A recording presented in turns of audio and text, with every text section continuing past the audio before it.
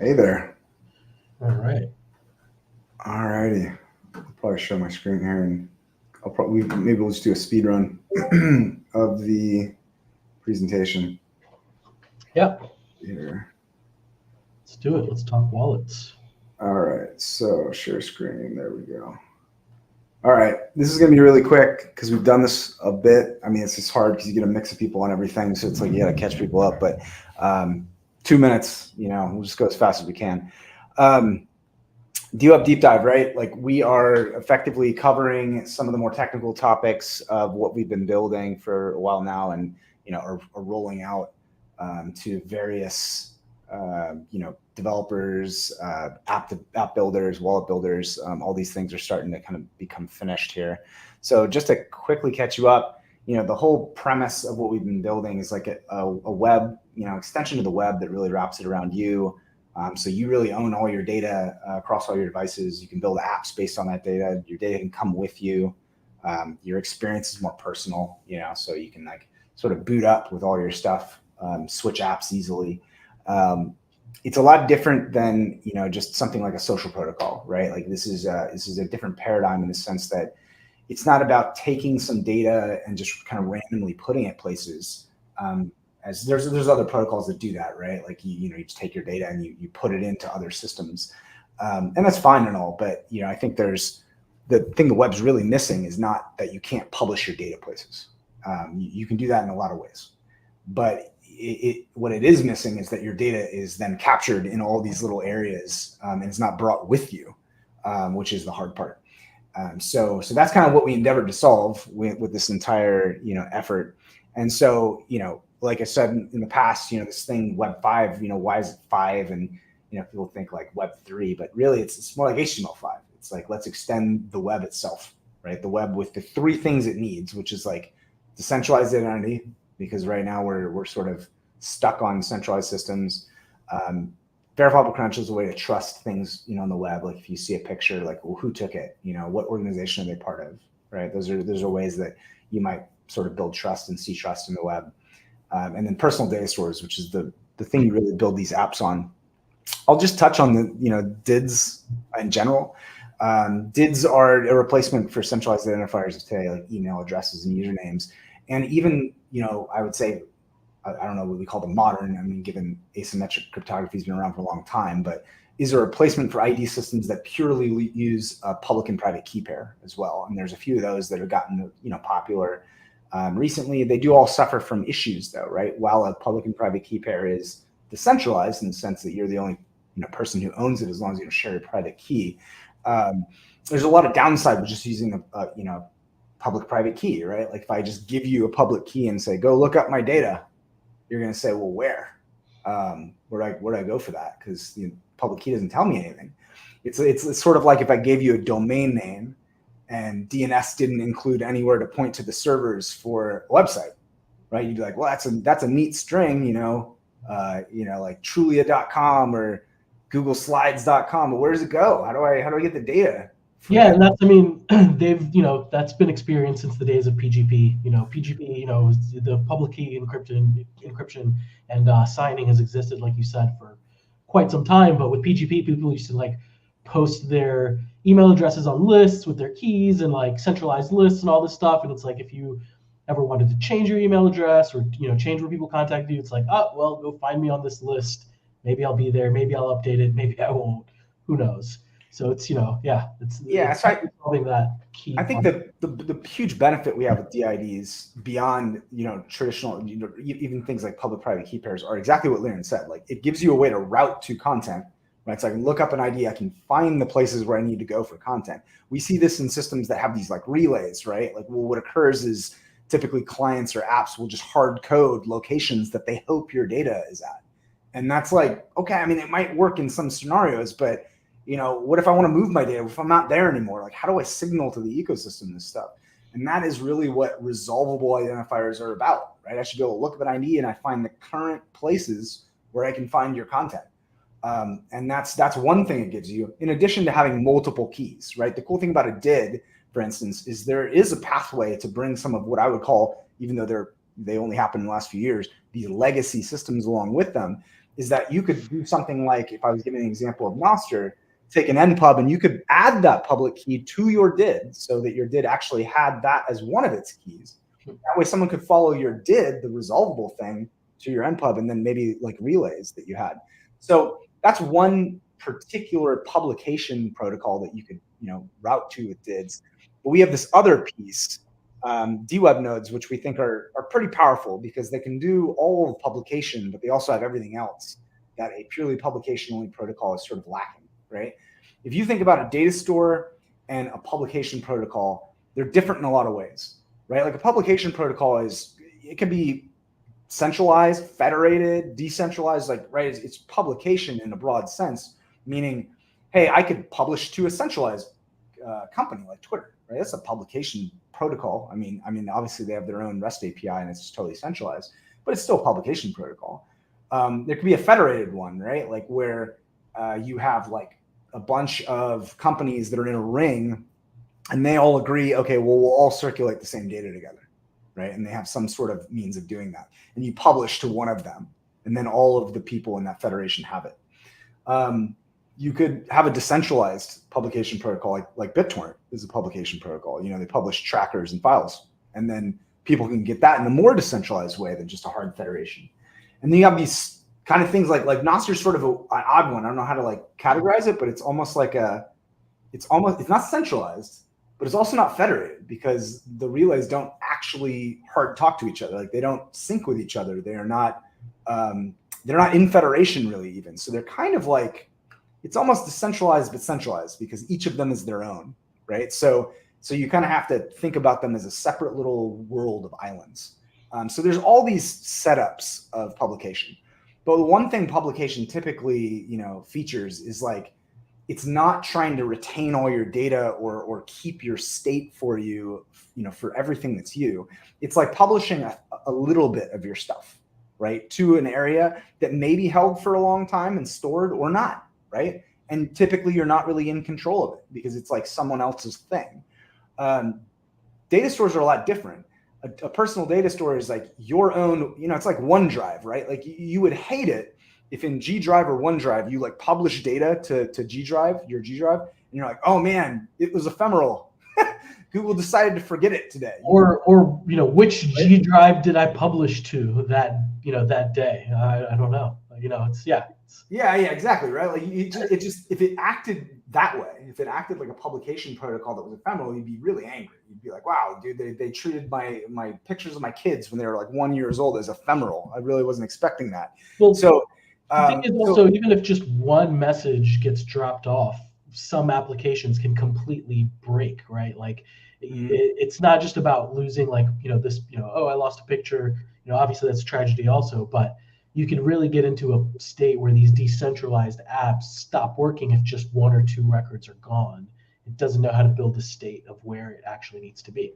Yeah, that's true. I mean, there's a lot that breaks in the sense of, you see it in some of these publication protocols that like what they're actually focused on is maybe the structured data, like it's like JSON or text you'll put out there. But then there's these references to like images and binary and larger files. And what ends up happening is those references all just point to centralized servers, like a CDN or some hard-coded link. Well, what if I need to edit that picture? Well, how, right? What if that CDN doesn't exist anymore? Okay, well, I guess that's a dead link. Like the idea of personal data stores is that because they're always relative to your DID, you could put data in your personal data store and switch the locations of your data store wherever you want. And that link, which we'll show you an example of here in a second, called a DRL, never breaks. And that's like one huge benefit of pairing DIDs with personal data stores, and you kind of get these awesome outcomes. So I'll kind of skip here to one big part of a more personal web that I think is really interesting. It's not publication protocols oftentimes, usually, unless they're kind of weird, are usually about public data, or at least something where you don't care that people are seeing your traffic on like a rather observable channel. And that's not ideal for every type of data, right? Like in social media, it's okay. You're like, well, I mean, the whole point is you're putting posts out there or something, so you want people to see it. But there's lots of other data, and I'll give you an example with this sort of more personal web slide. Like, when I I've moved like twice in the last 5 years. There's like 20 places that have your address that need your home address, and you want them to have your home address. I mean, it's like, it's not creepy. Then you send you packages, then you do whatever. And the issue becomes like, well, right now in today's world, I gotta send them all my new updated information, and that sucks. And it's personal information, so I actually don't want to, I don't want to yeet it into the cloud where everyone can see it. So I want it to be more personal, but I do want it to go to all of them automatically. So one cool thing that you could build with decentralized web nodes, which is the personal data store that we've kind of created, is something where maybe you give out permissions to like DHS, FedEx, Amazon, right? And you basically say, oh, well, I'm going to change my address one place, which is in my personal data store, and all these other locations, all these other entities are going to get pushed to them. So they can react to it in real time and update all their systems. And I don't have to go hassle with that anymore and start getting these letters that say, if you don't change your address, we're going to stop sending mail here, and like all this nonsense, right? You don't, it's a total drag, and we should have something that is our data synced to us, connected to other entities. I don't know if you want to add to that at all, Aaron. Yeah, and I think to add just something small to that, we've experienced there's all these laws now that are being passed for data privacy and things like that. So in today's world, technically, these companies, in order to update your data and to do anything from your data, they need your explicit permission to do so. And I think that when you flip the model in that way, it is, they cannot act on it without your explicit permission. So it just removes that liability completely. It removes that friction point. You no longer have to, on every site that you go on, you no longer have to, oh, these are my settings. These are the ones that I want you to have. These are the cookies that I want. These are the ones that I don't. Like, these types of things can just travel with you from place to place. Yeah. So one other, before we show you an app, where I know we kind of said on social media, we're going to show you an app that we're publishing later today. I just have to work out the GitHub Pages build issue that I have, but other than that, it's good to go. Which is a DID management wallet. It is itself a DWA, so I thought I'd cover what that actually means.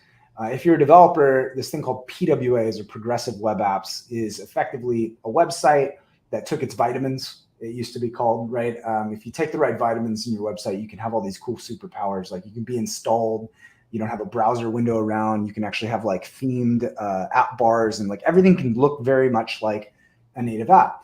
And then it has a bunch of other superpowers too, like offline capabilities, like these cool service worker caches. But typically, it's all been centered on still centralized websites. Like, all the content is at some website. It's cached locally, but it's completely dependent on that website structure and everything about that outbound site.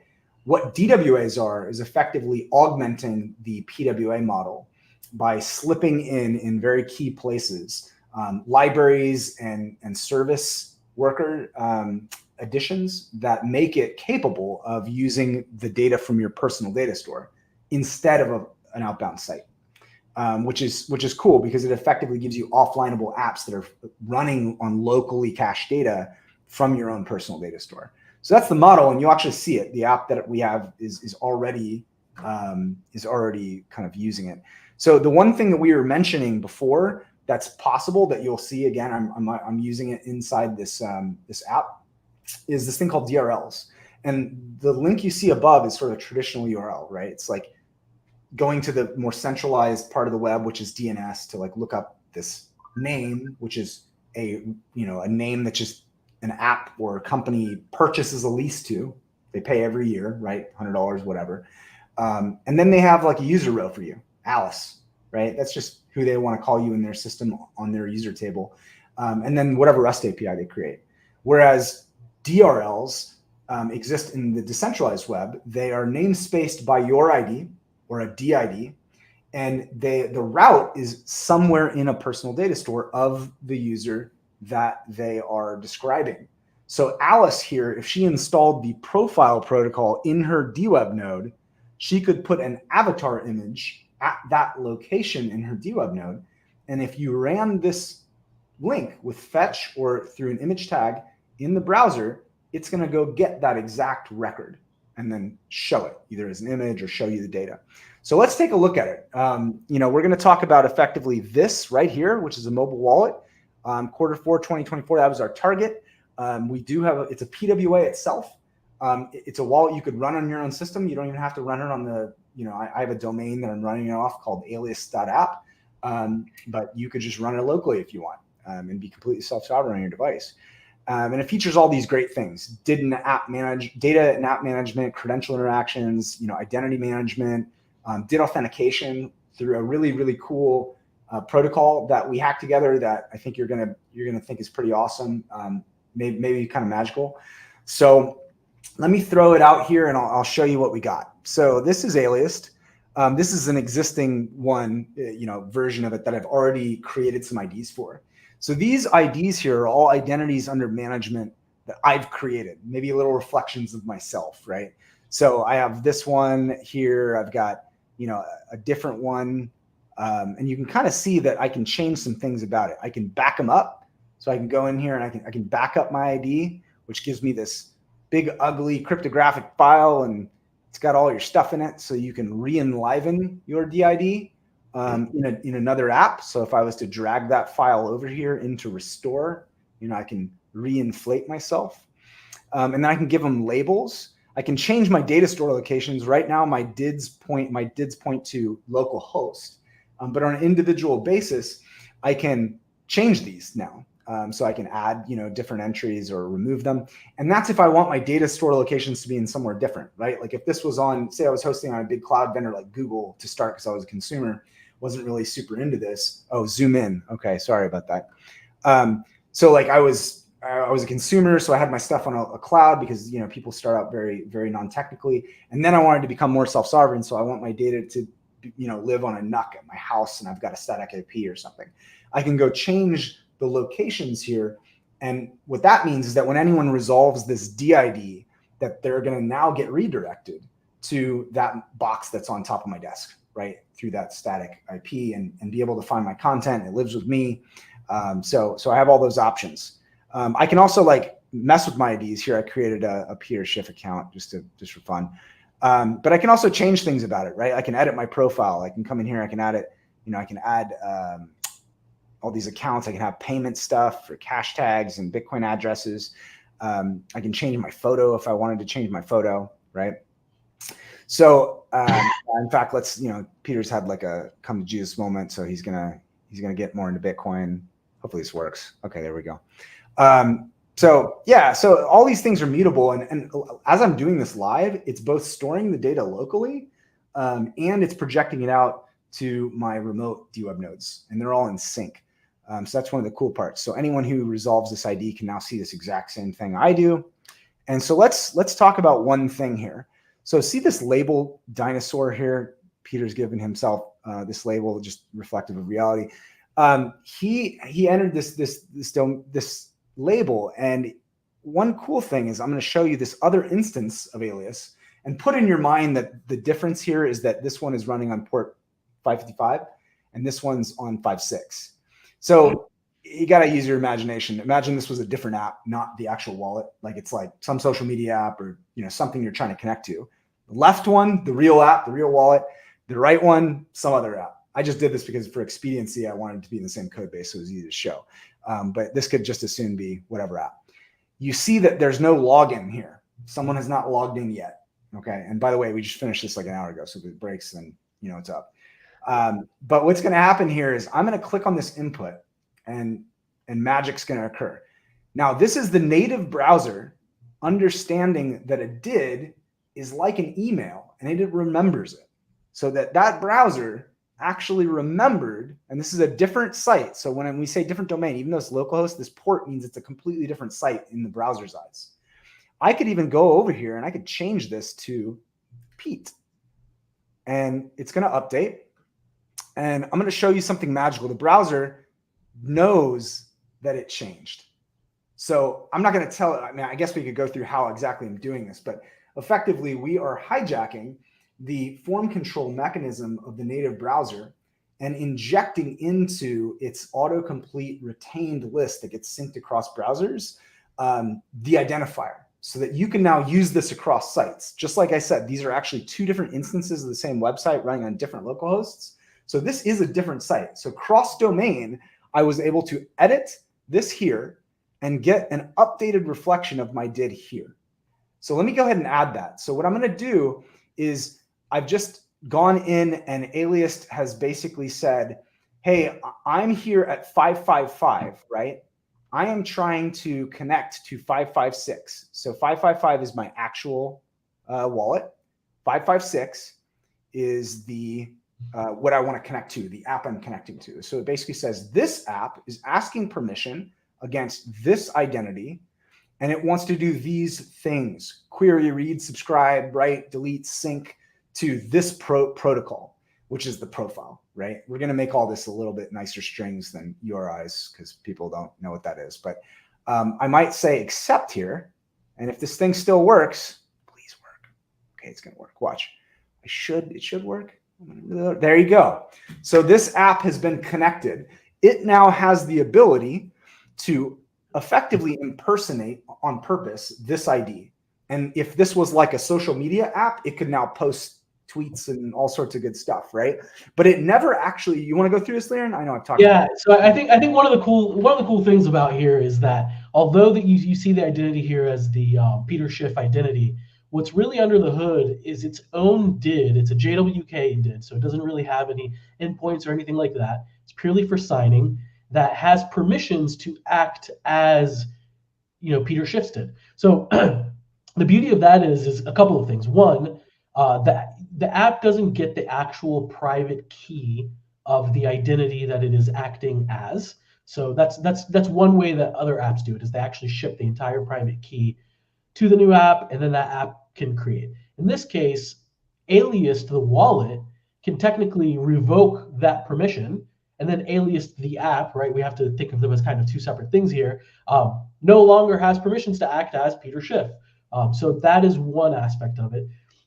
And because we do it that way, the app doesn't need to, ask the wallet to sign things, as it's doing things. In some other systems, we see that where it's like for each, post or something like that, it'll ask your wallet to sign for it in order to prevent, so this actually allows its own DID JWK to act as Peter Schiff in this context, which is great. Yeah. So it's fundamentally a different model, right? Instead of other models where you kind of have this duality of you either give them your private keys because magically you trust that, I guess, a native mobile app is just going to be nice to you or something, and like web ones won't. Or you have, like Liren said, this cumbersome process where you have to have like a live device where the app talks to this live device, and like you have a signer and it goes over the internet. It's like, it's kind of craziness, right? Like, this permissioning system says, you know what, we're going to generate you this like alias. That's why we call it the alias wallet. We're going to generate you this alias DID that other people, as long as you haven't revoked the permissions, are going to think of as you for this scope. Like you saw when I put up the permission dialog, it was like, the scope was like, they want this read write to profile, right? So maybe they want to update your profile information. It means that you've gotten permissions for read, write, and these other activities against that small section of data in your data store. So if you were to, as not Alias, but the app that acquired this permission, try to sign data for the profile, it's going to be seen other places, even other places in the DWeb as you, and those DWeb nodes are going to think of it as you. As soon as that app tries to sign anything that's outside of its permissions, is going to be denied, right? Because it just doesn't have the ability to exceed that scope. So I know it looked trivial, right? What I just did looked trivial, and I can clear it out again just to show you how magical that experience is, and just kind of reset here. But it is pretty insane what we ended up being able to do. The idea that you can take your DIDs anywhere on the web now through native means of filling these things, and then get a dialogue that is native for being able to do permissioning, and give permissions out across apps without anything involved. There's no server pings here, by the way. There's no like storing off, anywhere. All this is doing is these two things are communicating locally. Effectively, these two apps are communicating locally. and the permissions are being directly handed off. So you have great security, you have the same web origin model security, and everything you'd expect, and it's 2 clicks. Literally just pick your ID from a dropdown effectively and accept or deny the permissions that app is asking for. So I think it's personally pretty cool. It's these, we haven't been able to see any protocols that have reduced the login off flow to anything less than this.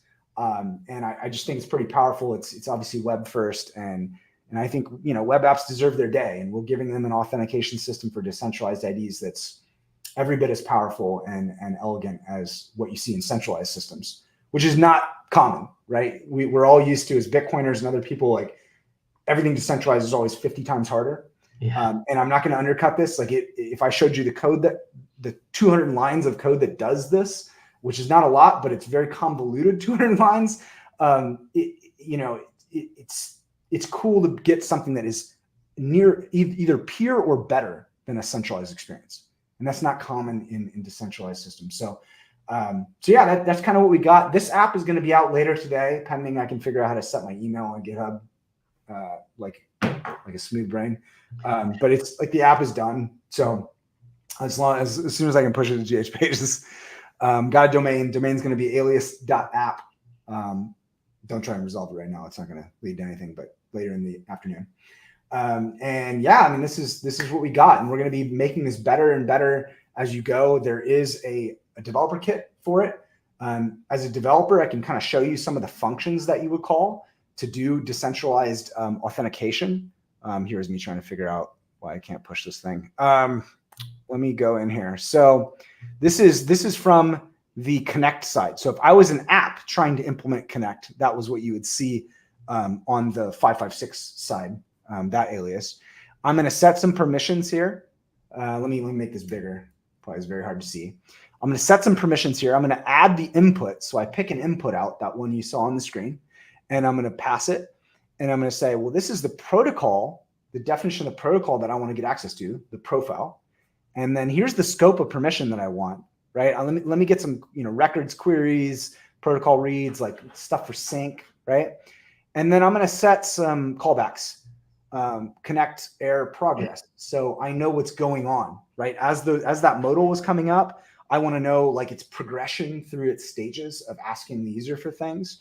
I want to know when it's completed and I'm connected, all those great things. And then this is what it would look like from an app side. So from a wallet side. So a wallet side, I would define these 2 functions, just 2 functions. And when I get authorization requests, right, I'm going to pop it up, and I'm going to get either the ability to say return false. So I don't want to authorize with this origin, which you get to know. You get to securely understand what site or app is talking to you and trying to get permission, what DID they're trying to get permission against, and then what permissions they want.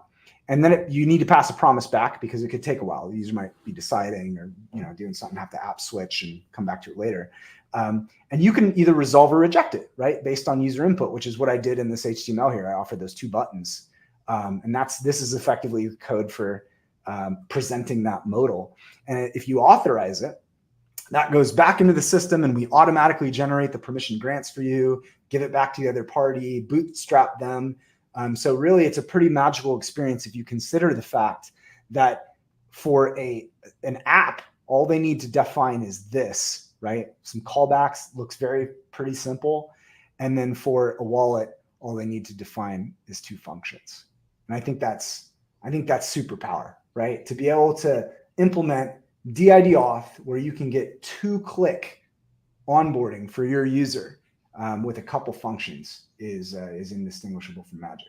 So yeah, that's kind of all I had. I know we're going to bring Brian in, a community member who is actually a TabConf organizer, maybe to talk a little bit about his experience. So Brian, if you're there. Hey guys, can you hear me? Hey, yes. Awesome. Welcome. Yeah, thanks. So you want me to talk about DPM or TabConf or both, or? Yeah, like why don't we talk about TabConf first? I mean, that's your Sure. Thing, so let's talk a little bit about that. All right. Yes. First, a plug: 6.tabconf.com. Check it out. But yeah, TabConf is a grassroots organized Bitcoin conference.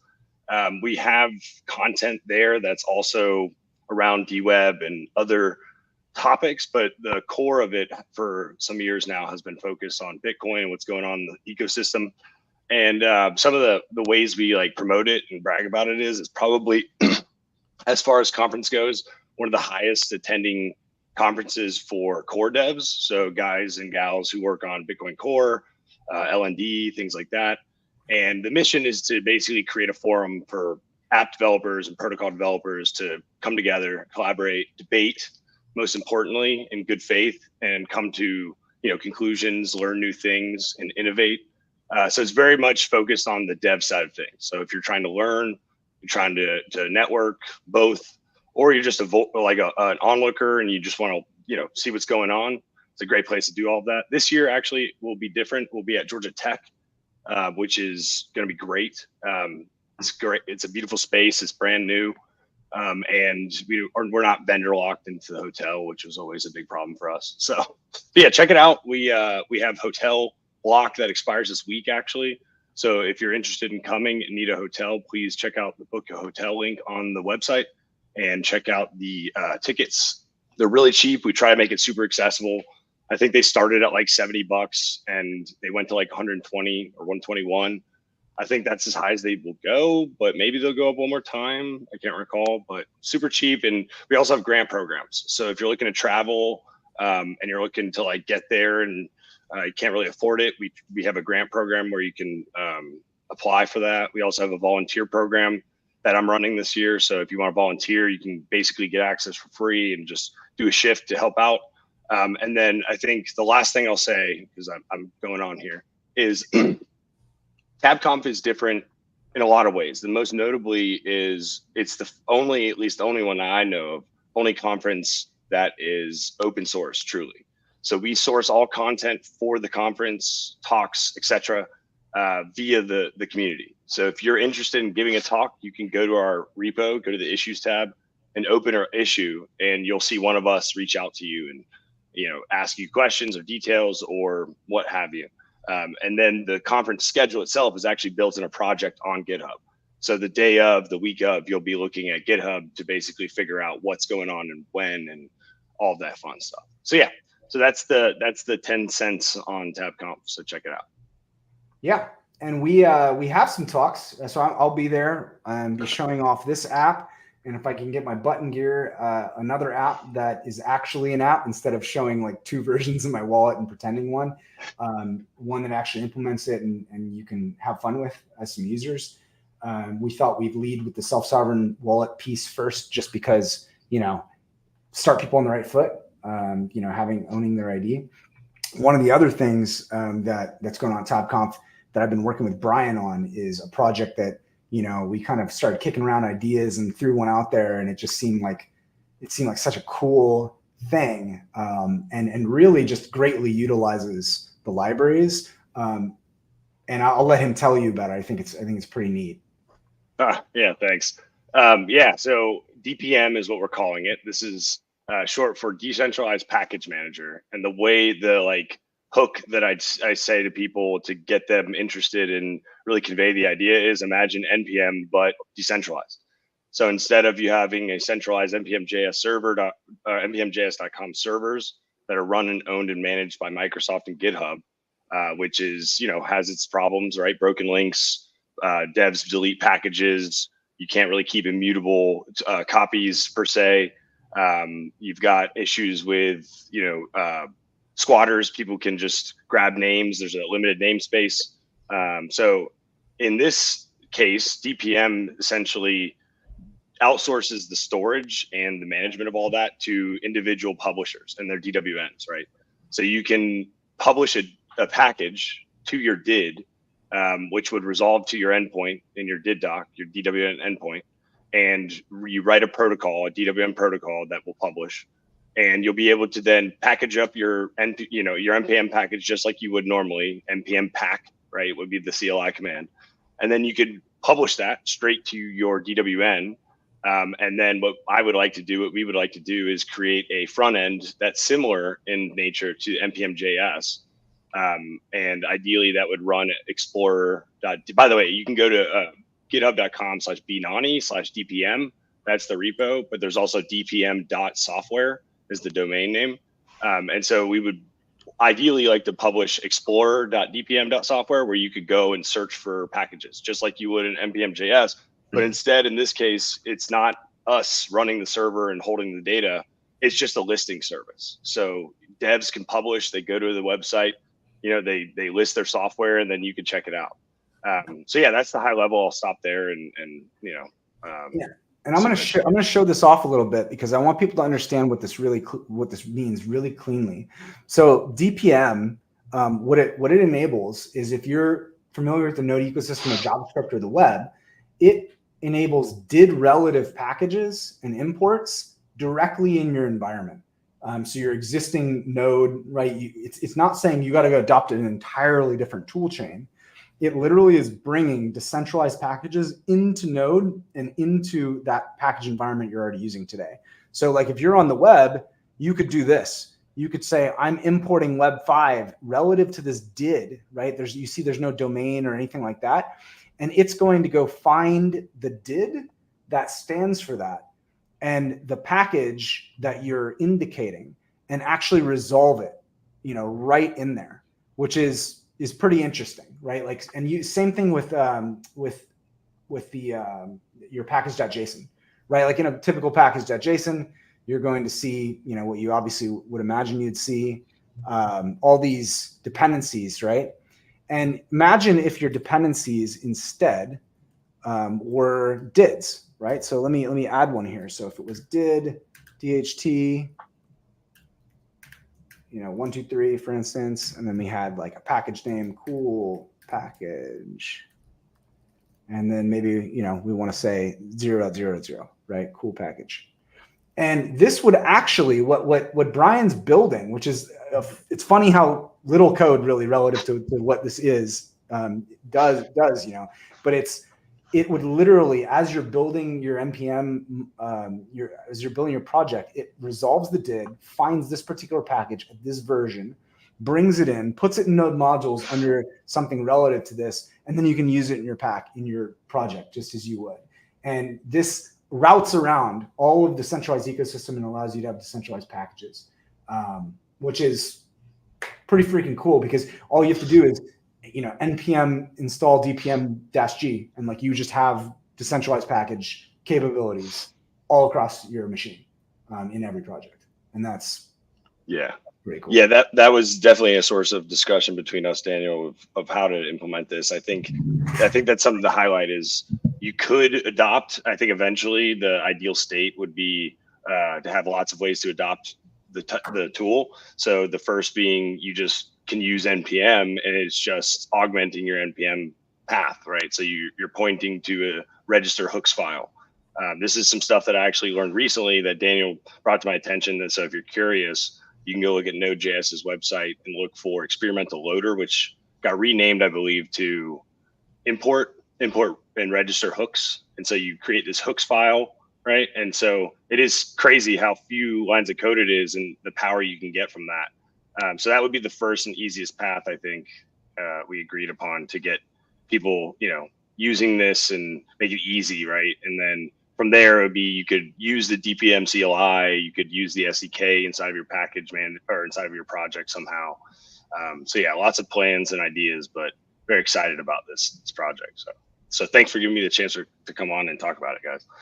Yeah, absolutely. And I think at this point we can throw it out to questions and just kind of talk to folks, whether it's about the platform in general, or it might be about, this did wallet that's being published today, or apps, building apps on it. We're working to get docs out there for the things that I showed you about how to do authentication with it.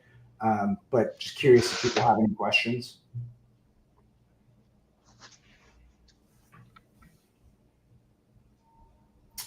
After you do this again, can you show the revocation process? I actually haven't built the UI for the revocation process yet. But effectively, you just revoke. There's a command. It revokes and puts the records in your DWN for revocation. And that way, when any further activity occurs with that, it just denies it. It says, okay, well, that's no longer a valid and active permission. So it uses your own data store kind of as a source of truth for what you have what you're allowing in terms of active permissions. We're going to learn more about the profile template launching today. Profile template. Oh, and I like the profile, the thing I built out that like shows a profile. Yeah, I just built it out of. I use Lit. Maybe a little different than some of the other folks who use like the mainstream React or whatever. But Lit is a very standards close framework that is lightweight and uses web components. And so using Lit, like it's only like a 3K library, you can basically build a web component. That's what that is. So it is snappable if you wanted to like pull in Lit and you were comfortable in your environment doing that. And it's a standards based web component. So I can definitely show you that. I mean, it's just right here. If you go under aliased under my personal repo, which is at I'll just show that right here. So CSU Wildcat aliased. There's the domain, right? Go here. This is where the project is. If you're looking for that particular component, there's a components file, and then there's profile view, and that is pretty much everything that you would need to generate and load all this. It's the whole component is it's about 900 lines, but that covers all the display, editing, interaction with the personal data store, everything in about 900 lines, and you can have a fully interactive profile thing. So yeah. Any what's wrong with protocol? So maybe the protocol definition for. Oh, you're talking about the protocol definition. Oh, okay, yeah, I get that. It's over here. So there we go.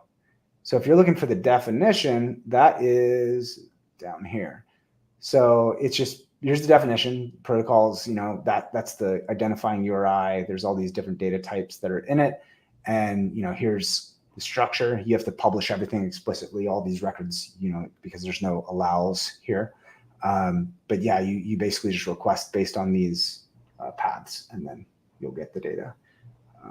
Yeah. And I'll show you the DRLs. The one thing about we're going to show you how DRLs work. We're actually using them in the Aliased app. Where's my other guy? Oh, there it is. Okay, so here's some DRLs, right? This is actually a DRL. If you look up this did right here, you'll see that it's a special URL, right? Looks kind of. You can. What? Can you zoom in a little bit on the code part? Yeah, for sure. So you'll see that this DRL is special here. This is the background one. It's got this thing called a null origin, and then it has the did that it's requesting in relation to. Same thing down here, right? Null origin, did it's requesting to, and it's saying, hey, I want to read the protocols, this particular protocol, which is that one you saw, the identifier being that URI, at the avatar. Give me the latest avatar, effectively, is what this route is saying. And then it delivers it and actually puts it right in an image tag, which is super cool. All your DRLs through the libraries we have with Web5 make your entire environment respond to DRLs, whether it's through image source or like, script source or link href, all of it works. So you could technically, and I haven't done this yet, you could build an app that's a DWeb app that is pulling all resources, including its own structural script and style resources from your DWeb nodes. So effectively ship your front end into your DWeb node and then run the entirety of it out of a self-sovereign locally sourced data store.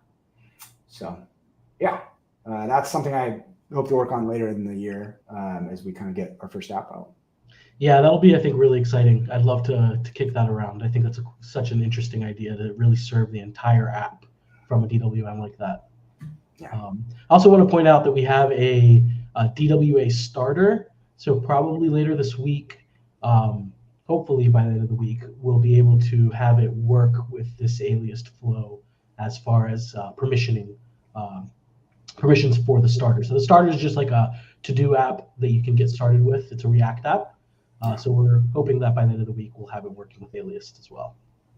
Yeah, it looks like we have a question here about the delegation. So how this works, right? If I go over here to my IDs, let me flip over here to my IDs.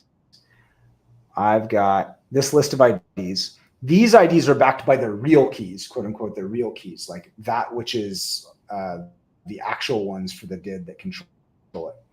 I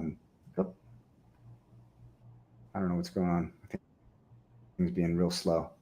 But anyway, these IDs have their own keys. When an app requests some sort of permissions for the IDs, what's occurring there is the wallet is generating a DID for the app and then assigning it permissions. So it has its own key set and then transferring the keys and the DID to the app, not the real one, but the aliased DID. So that's what's happening here. The app is effectively getting a generated DID that the wallet created and has attached permissions to, and that DID has its own separate keys, but is aliased to your real DID. And in that way, when the permissions, when you're writing data as the app to like outbound sources or the data stores of the user, the permission reference is coming along with it. And you're saying, okay, well, normally it looks like it's coming from some random ID, but because it has this permission, okay, I can see the user here, of DID, EU3W, right, wants this to be seen as them. So it'll respect it, if that makes sense. How would you know which, go ahead, you know this, this is. So how would he's asking, how do you distinguish?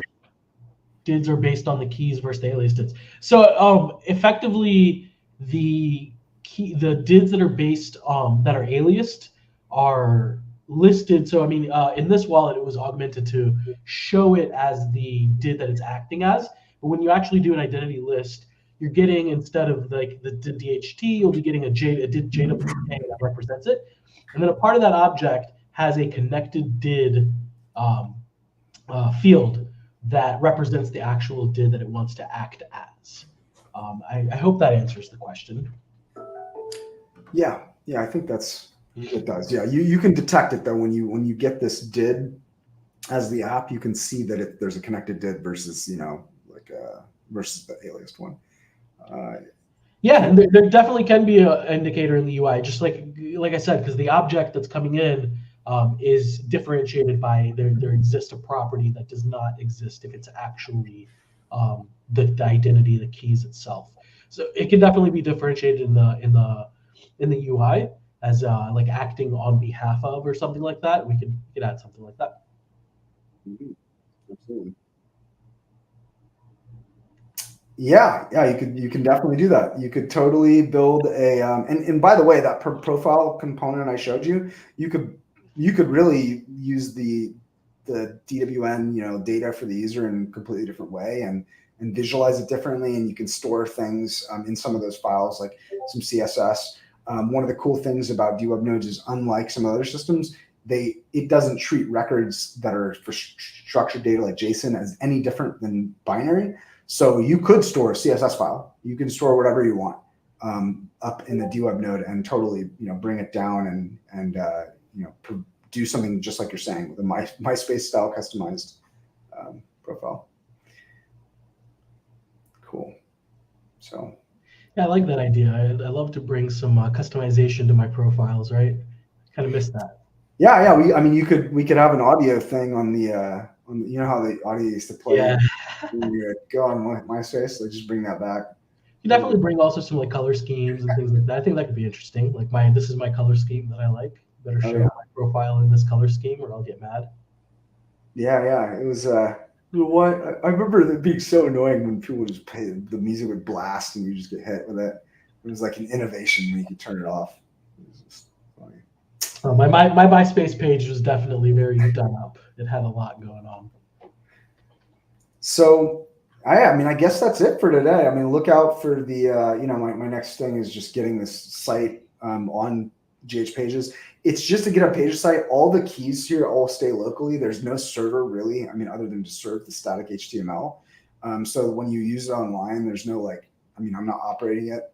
It's just being served as a flat static HTML page. If you clone the project down, though, you can just run it locally. And that way you basically just have it yourself. If you somehow don't trust, technically a website could ship code or whatever, but in this case, they'd have to hack GitHub first and then have to do some really specific things to get to my content, inject stuff into that page. So the trust level there is obviously like an app publisher. It's no different than with native apps. I would really encourage people not to think in terms of like web bad, native apps good. Like the reality is, if someone has a faulty build pipeline and allows malicious people to inject code in their native app code, or is malicious themselves. The Uber app did this, right? The Uber app would run different code way back when they got in trouble for this. It would run different code depending on where it was actually running, because they were trying to evade some app store rules. So yes, even if a malicious actor wants to be malicious, even native apps can be malicious. But I do want to mention that we do also have a native wallet that is in development and has similar connect flow, but it is one that is obviously over like a QR code and it's a separate device. So it's a little bit different, but similar end state. Mm-hmm. Yeah. So yeah, I think that's all we got for today. Excited, obviously we're going to keep working on this. It's going to get better. I have not tested it out it's mobile friendly, but I haven't like tested it out a bunch in mobile. So I'm sure there's going to be a bunch of quirks and cross browser stuff. So if it looks like shit or something on one of your devices, like don't be super surprised. We'll rapidly iterate. I mean, this was a 3-week project that I built with the folks that we have in Block, and just going to make it better and better every week. Cool. Yeah. Thanks, everyone. All right. Thank you very much. Bye.